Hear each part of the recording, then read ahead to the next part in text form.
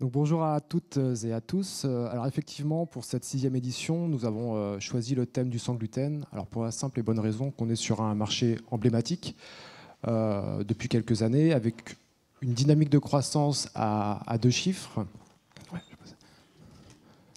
voire à 3 chiffres pour certains leaders du marché du sans gluten.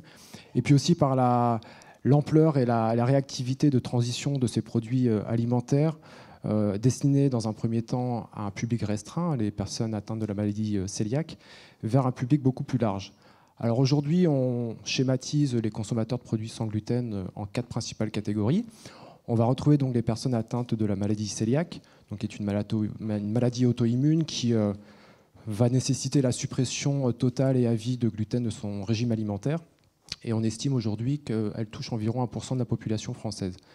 Donc on a la chance d'avoir Brigitte Jolivette, présidente de l'AFDIAC, l'Association française des intolérants alimentaires au gluten, qui reviendra donc sur le rôle de cette association. Elle pourra nous en dire plus sur la maladie cœliaque, puis également peut-être sur les processus de certification pour obtenir le label et le logo de l'AFDIAC sur vos produits alimentaires.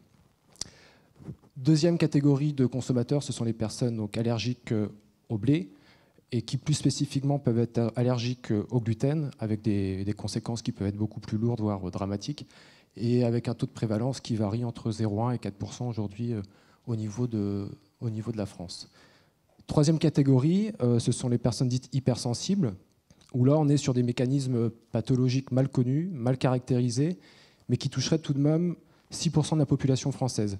Donc on a la chance aujourd'hui d'avoir le docteur Perrichot, qui est médecin gastro-entérologue au CHU de Quimper, qui reviendra sur ce sujet d'hypersensibilité en mettant en avant un certain nombre d'hypothèses émises par le corps médical et quelques explications aussi sur ce sujet d'hypersensibilité. Et puis dernière catégorie, ce sont les consommateurs sains.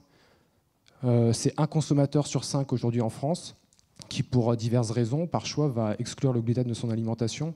Et donc nous aurons l'intervention de Thibaut de Saint-Paul, sociologue de l'ENS Cachan, pour nous expliquer cette évolution du comportement alimentaire et ces changements aussi de comportement vis-à-vis du gluten depuis quelques temps. Alors, quelques rapides données sur le marché. 2014, au niveau mondial, c'est 3,7 milliards de dollars. Le marché du sans gluten, dominé largement par les Nord-Américains, avec notamment, d'après cette étude d'Innova Market Insight, plus d'un produit sur 5 en 2014 qui sortait sur le marché avec la mention sans gluten. En France, on reste un marché de niche, un marché embryonnaire par rapport à nos voisins européens, mais qui évolue progressivement.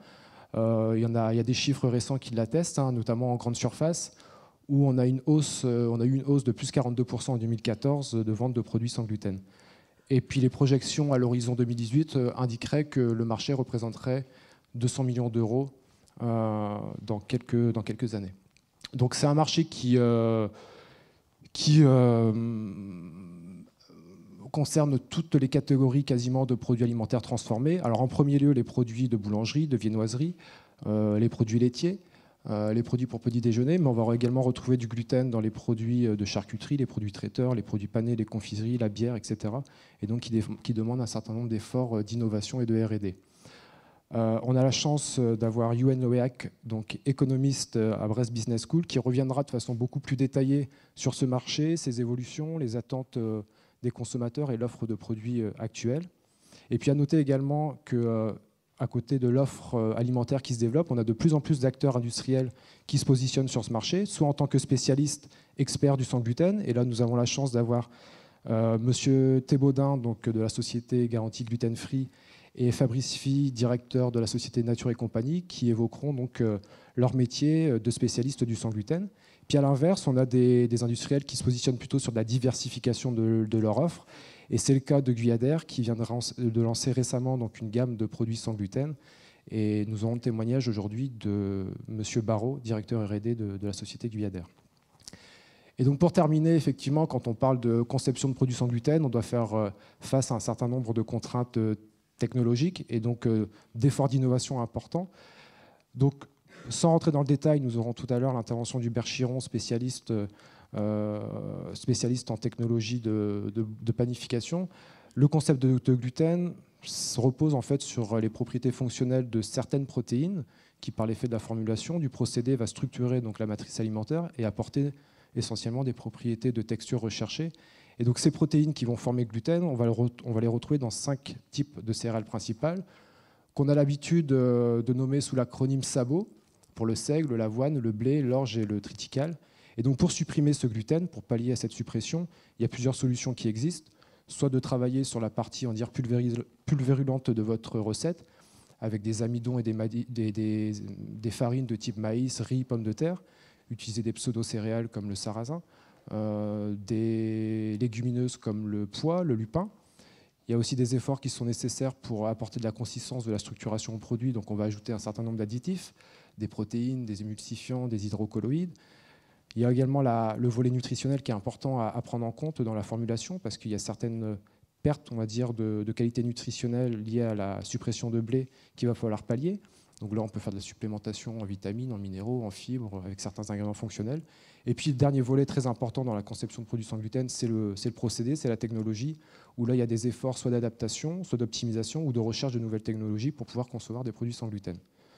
Donc Hubert Chiron reviendra plus en détail cet après-midi sur ce sujet de la formulation de produits sans gluten. Voilà, donc très rapidement, j'essaie de balayer les grandes thématiques qui seront abordées tout au long de la journée. Je laisse tout de suite la parole à Rémi Maire, notre animateur de la journée, qui va revenir sur le déroulé de la journée. Merci à tous et à toutes d'être présents, pour la confiance que vous nous accordez. Et puis, bonne journée.